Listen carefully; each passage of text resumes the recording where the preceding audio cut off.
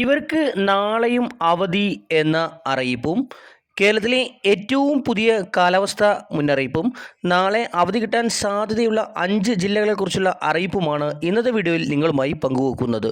വിശദമായ വീഡിയോയിലേക്ക് കടക്കുന്നതിന് മുമ്പായി ഈ വീഡിയോ ആദ്യമൊന്ന് ലൈക്ക് ചെയ്ത് കാണാൻ ശ്രദ്ധിക്കുക. ഉപകാരപ്രദമായാൽ നിങ്ങളുടെ സുഹൃത്തുക്കൾക്ക് ഷെയർ ചെയ്യാനും ഇത്തരത്തിൽ ഇൻഫോർമേറ്റീവായ വീഡിയോകൾ എല്ലാ ദിവസവും ലഭിക്കുന്നതിനായി ഈ ചാനൽ സബ്സ്ക്രൈബ് ചെയ്യാനും മറക്കാതിരിക്കുക.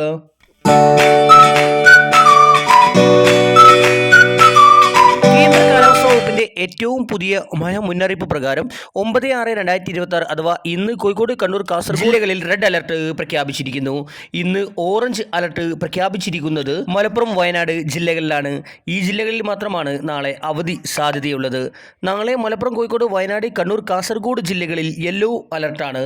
നാളെ ഒരു ജില്ലയിലും ഓറഞ്ച് അലർട്ടും റെഡ് അലർട്ടും പ്രഖ്യാപിച്ചിട്ടില്ല. ജില്ലാ കളക്ടർമാരുടെ അവധി സംബന്ധിച്ച ഔദ്യോഗിക അറിയിപ്പുകൾ ഉണ്ടാകുന്ന മുറക്ക് നിങ്ങളെ അറിയിക്കുന്നതായിരിക്കും.